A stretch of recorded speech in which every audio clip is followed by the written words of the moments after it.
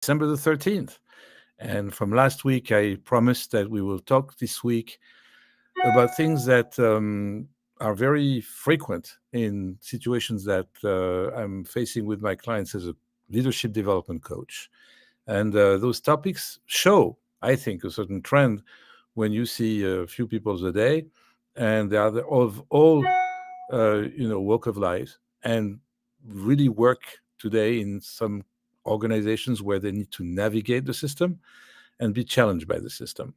But before I start that, I want to start by asking you to subscribe on YouTube, by also use different channels of social media where we are showing live this event, and it's also recording and also podcast on Spotify, and all the channels like LinkedIn, Facebook, YouTube, Instagram, and others. And I just would like to invite you to do so, because you are, I think, all over the world, majorly in the US, but some of you are really in the other four continents. And it's always a pleasure to get feedback from you. So please, if it's one you are seeing this show, to give a feedback on the chat. This is LinkedIn usually that gives you this possibility. I do not have the ability to respond to your chat live, but I can say it myself here or later. You can also use the website www.andrepolitzer.com, where I'm expecting to have some novelties coming up very soon. And to end this year, I think one thing I wanted to talk about was positivity or negativity, for the opposite of it. Because there is toxicity in many, many settings and instances. Since I saw even companies where things are coming back when I coach one or another person working for the same company and being an executive or a manager and having a bit of the common denominator of being the one who is new to the position. That's when the story, I start really right away with the story. New to the position, and that position was desired by someone of the team that this person is inheriting from. So let's make first a distinction. When you are new to a position and you can build your team, obviously it's an ideal situation. It's much better than inheriting. Inheriting means or you replace someone, or that position was created for you, but a team has been given to you, sorry, or partially. But the people who have been around for longer than you, because you're new to the company, that's also another case. You're new to the position, but you've been in the company for longer or for less than your team members. And then you've got the person who is joining the company, who is brand new to the company, and then is now managing, or she is managing, a group of people that have been much longer because they've been around for a while. And now, when you're replacing something, it's another challenge. Someone, it's another challenge, obviously. So think of those three dimensions I'm sharing with you, especially the ones of inheriting a team. That's number one. Number two, having one team member that in fact was expecting to be promoted and have your position. That comes up very often. And then how to handle all of that, because it's going to show at one point and in different situations recently, and especially again with a couple of companies in some industries where I saw several times the same pattern happening. Someone brings toxicity to the team because that person is jealous or wants to make it difficult for that new manager. How that person does it, it's all kind of behaviors and attitudes that are definitely visible, tangible, and additionally, not only that person makes it difficult for the manager or the executive I'm coaching, but makes it difficult for the team members. Sometimes they don't realize it, and it's just coming up as things build up with the toxicity. That person is kind of contagious, is really saying things negatively, brings always an attitude to meetings, and constantly challenges the manager by pushing back, by making comments, by saying things that are really mean, and sometimes one-on-one with the manager, be completely confrontational and make those conversations very difficult. right from the bat, from the beginning of the relationship, when the manager comes in. That's the first question I ask you. What do you do? What do you set? Because you set the stage for your leadership. You set the stage for how you want people to perceive you. I always insist in this, to be intentional in the way you are impacting people and influencing them. How do you come across? Are you an open-minded kind of leader? Are you a servant leader, meaning that you are really there to support your team members? In the beginning, even you come with these kind of messages, obviously you're not trusted yet. You didn't prove anything. Secondly, it's if you make a statement about it, and nothing happened until you made the statement, that makes it maybe a promise, something we can expect, and it's in the air, but it is not something proven. It's not factual.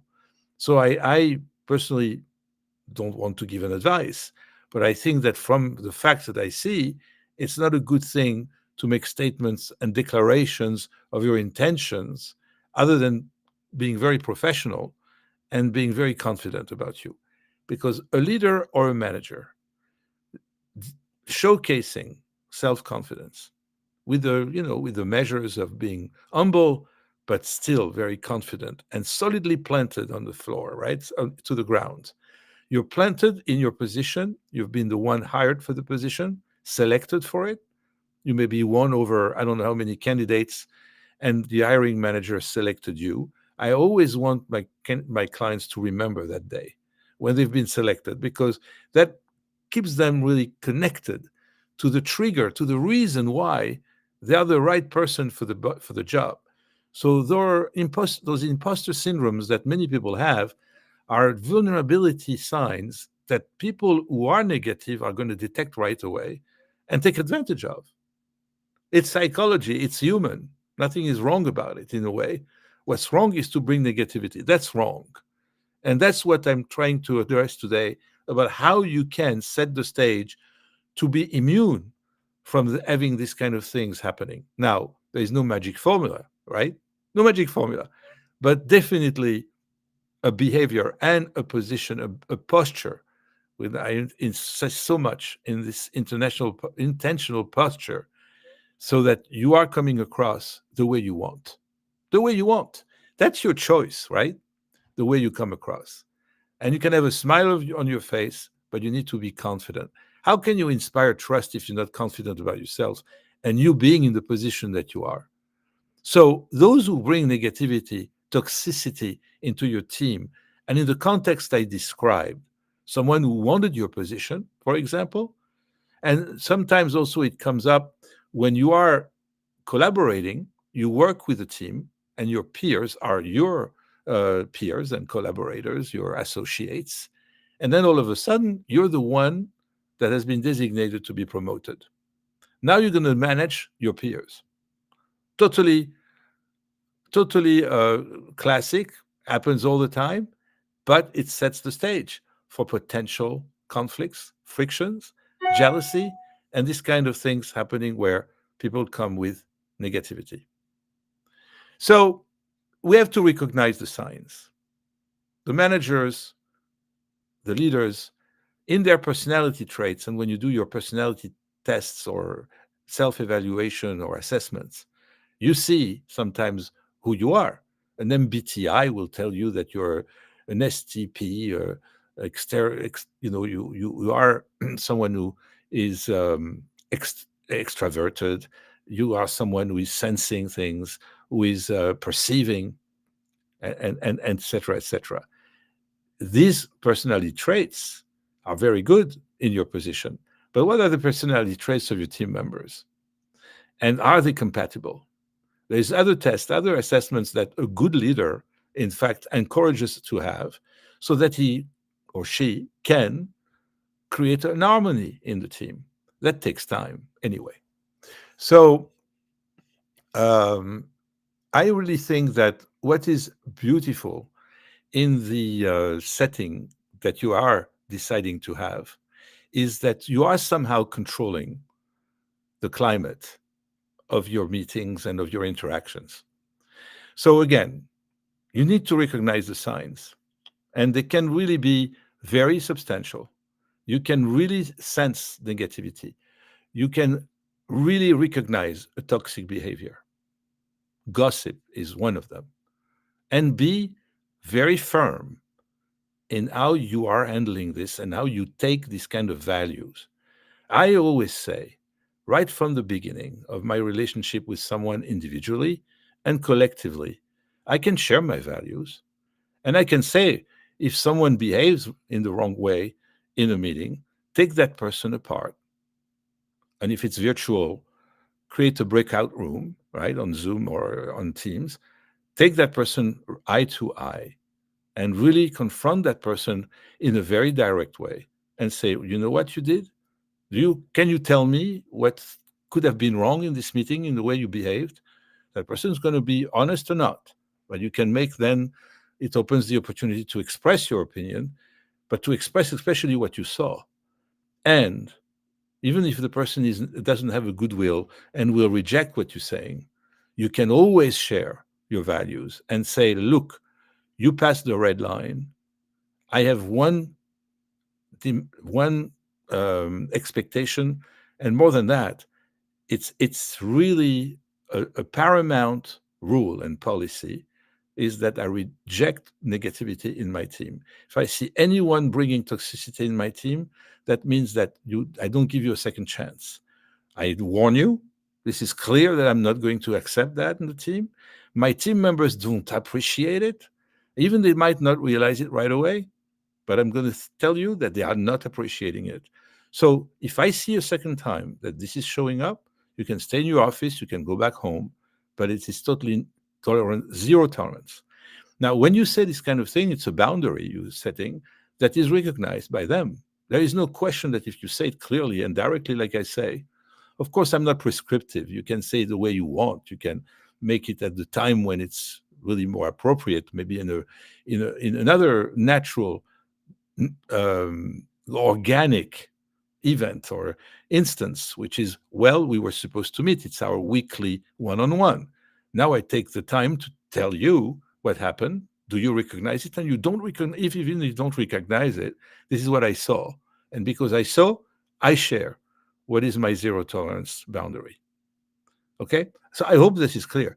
There's people who are not firm enough because they doubt on themselves, because they have this imposter syndrome, because they are still new to the organization. So they give the whole space to people to behave the way they want. No, you bring yourself as the leader already, right from the beginning. That doesn't mean you have to be, again, pompous and pretentious and behave as the new boss around the corner who's going to really be with a stick and punish you. It's just that you have values and you can set the stage and you can set the boundaries and you can set that right from the beginning. Clarity and clarity of communication, efficient communication is key to very good leadership and to people and for people to feel safe. You are really creating a safe place when you are clear about what you want and where you are clear about yourself, that you are confident you're the right person in the position that you have. Don't forget, if you need even your memory to remember why you've been selected, that you have been selected for the position, then remember that. Go to the details of this day when you were on your final interview and you were receiving an offer letter a week or two later or the following day. Okay? Please remember those things. The second thing is the leadership impact that you have. That comes from understanding how rejecting negativity, enhance your leadership impact, your image. They start recognizing you for who you are, rejecting negativity. And obviously, leading by example, by model, by being a positive mindset, by bringing always a positive mindset and inviting people to do the same. There is nothing I know with a growth mindset and in a company that is growing, that is hiring you for development, for growth, or for other reasons, for research, for everything that you bring as a leader to the organization, even if it's a complex organization or a complex situation, is always giving you the possibility. You always have this opportunity, right, to set the stage, show yourself authentically, and creating those boundaries. Then there is the real life scenario when it becomes difficult, when things were not very visible, they just built up a little bit. You were not even very clear about perceiving that negativity. It just comes back. When you come home, you feel, something was wrong in the room. I didn't feel comfortable with this person. Why is this person is always making me uncomfortable? And then you kind of, sometimes also from feedback of the other team members.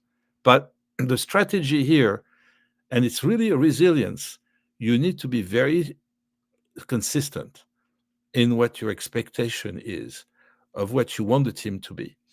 And the stories that I tell you, a story that told you, is very real. I had couple of things happening.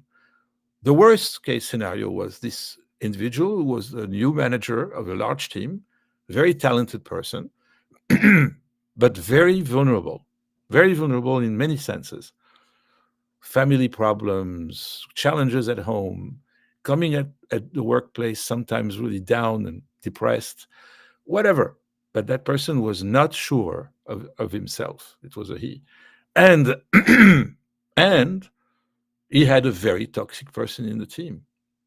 That toxic person was in the company for a long time. Politically, this person could maneuver and leverage things, make people think this way or that way, be influential, even with negativity. That's the worst case scenario. Because what happened is, just to show something shortcut, this person got kicked out. The manager, I'm saying. He was there for 3 months or 4 months. And I coached him for about 2 months until he got unfortunately fired. Fired because she was bringing all kind of issues, and he was not well supported by his boss. So having a weak boss, right? Being the one that this boss hired for the position, and then having the illusion that the boss gave you that you were supported but were not. And this boss listen to this, and this boss allowing people to come to him to complain about him, their boss. So he opens the door for people to come and gossip about their boss who is reporting to him. He opens the door to that. Then he's listening to them. Then they come back and they can say to each other or to even their boss, we saw your boss and we told him and this and that. Then what happened between the boss and my client was not very, uh, nice and dandy when they had conversations about these issues that were brought up over there. How objective they were, how true they were, doesn't really matter. The fact that the boss was opening his door to that was really another sign of real, how can I say it, danger that this vulnerability of this person would pay the price at one point, because all this negativity, he allowed it. He wanted to come across as a very open-minded, as the space was all open for people to do whatever they wanted. He didn't set any boundaries, not at all. Even in the coaching, when I was dictating, not dictating, excuse me, forgive me, I am thirsty, but what I'm trying to say here, and I think you understand me, is that the coaching here was about his posture, his behavior, and how to react to it and be firm about his expectations and firm about his values. But for some reason, he couldn't bring it. This person was too offensive, too political, too established in the company, and she wanted his job.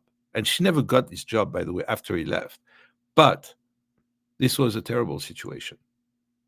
And what again made me myself emotional about, even the coach should be completely external, but it was so giantly big and gross, was the attitude of the boss. This is really something that I think was also the trigger for things to explode and become the worst case scenario that I've seen. All the other scenarios that I'm seeing is that those managers build up their presence and build up their impact, and with the coaching, reinforce the boundaries all the time, remind those boundaries all the time, and face those people who are creating this negativity and this toxicity eye to eye in a very direct style of communication so that things come across. I think that this is really what I wanted to bring up here, because you might recognize things that really talks to you because they are similar, right? Zig Ziglar, for example, said that your attitude, not your aptitude, will determine your altitude. I love this sentence. I love this quote. That's why I just say it to you, because your altitude, is really reached out when your values are of course extremely well thought and very integrated, internalized in yourself. And that's what you demonstrate as a leader all the time. And those values are very precious to the people that work with you. And all the other part of the professional relationships and the expectation that you express clearly, and all the working relationship and interactions that happen on a day-to-day basis, demonstrate that positivity and that growth mindset that you have. So whoever would be a contrast to that will be opposing, in fact, everybody else, and will be rejected automatically. That's what I think is one of the best style and the best action you can have as a leader when something like this shows up. Now, toxicity can happen in the middle of a negotiation. I don't want to also be only on the leadership side of things. Leadership is also how you perform your negotiations. In a negotiation, someone who's going to yell, someone who's going to bring false arguments, is going to try to lie, or anything of that sort in a negotiation, is can be addressed also directly or indirectly. Can also cause you to bring someone outside the room, again, virtually or physically, and address the person directly, and again, share your values and your boundaries. Negotiations have to be decent. It's not about, you know, being offensive, attacking, or having a war. It's about having a conversation that could be based on a win-win kind of mindset, a growth mindset. And the negotiation is to reach an agreement. It's not to create a conflict. So negativity, toxicity has to be outside the room. And now we can talk about this in any other kind of setting. You know that I'm also a mediator, and in mediation, a lot of negativity come in the room because people are getting divorced, because associates get separating, and they want to have a memorandum of understanding describing terms of an agreement, and they are going to negotiate along the mediation. And I'm having this neutral position to try to make the voice of each one speak their desire, their expectations, their goals, and then start to see what is common between the two, or where they can meet and reach an agreement. They never walk away from a mediation table as winners, but they come out of this mediation table after 1, 2, 3, or 4 sessions. I'm talking about a divorce, for example, with an understanding that, in fact, they have a fair deal because they had this conversation at that mediation. My goal is to really make sure that they hear each other, that they do not send negative signs if they can, and if they can't, to contain it, and then prioritize the agreement and the outcome of the conversation and the mediation. That's really what I have in mind. And when I have that in mind, I structure the meeting that way, and everything comes out that way, even in the worst case scenario, in the worst kind, what we call high conflict scenario, when two people decide to separate and needs terms of separation, to do this out of a courtroom without an attorney and without all these high cost situations. We can definitely do this at the mediation table. There's one contingency though. That's why the negativity is usually contained, is that both sides want a mediation. It's a volunteer act and prerogative. They have a proactive presence of willing to mediate. And when that happens, the mediation happens okay. If one is imposing it on someone else, or comes to the mediation table without a good understanding of what mediation is about, this is why I take a lot of precautions and this and you know and explanation, introductions, and non-disclaimer, so that they can come with clarity.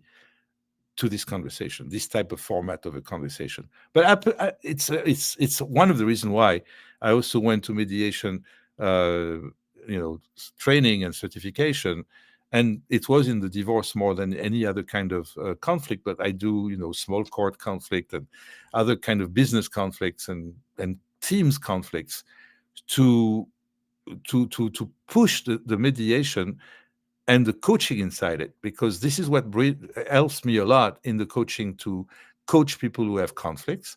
And coaching brings me into mediation to also coach people in terms of reaching an agreement and listen to the other side, because that's the most of, I think, the obstacle I have in mediation. They're not listening to each other.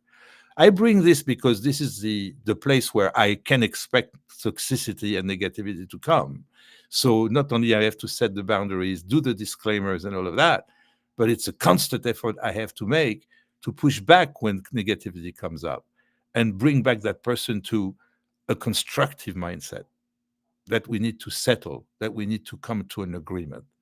So the same happens again in the work environment and for those leaders who are facing this obstacle. So I invite you to think about this. I invite you to try it, to experience it when you see this coming, prioritizing your senses, the fact that you can detect, you can really recognize visibly an attitude, a behavior that comes up as negative, as toxic for the group, and that you have to set the boundaries and reject that 100%, and have a zero tolerance for people to bring this in the room. There's people who are very sensing the vibes in a room. Negativity is very, very tangible.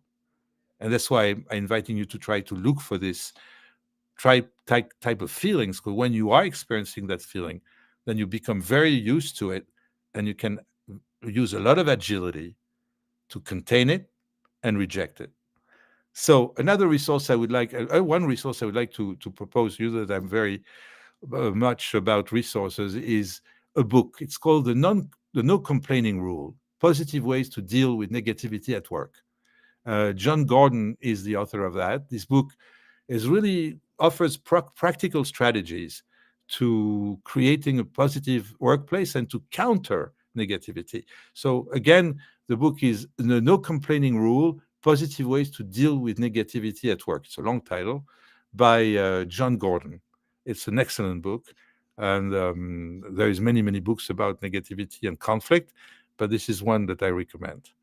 Okay, so again, come back to me whenever you can. Thank you for Eitan to make a comment over there to say hello. He's an old friend of mine, and it's nice to have sometimes people coming up, showing up, as I haven't seen them for years, and they see the show coming up. So it's great. Thank you, Eitan, and I wish you also the best. And I wish all of you the best to handle negativity, to be on top and not let it come over you. Thank you, and see you next week.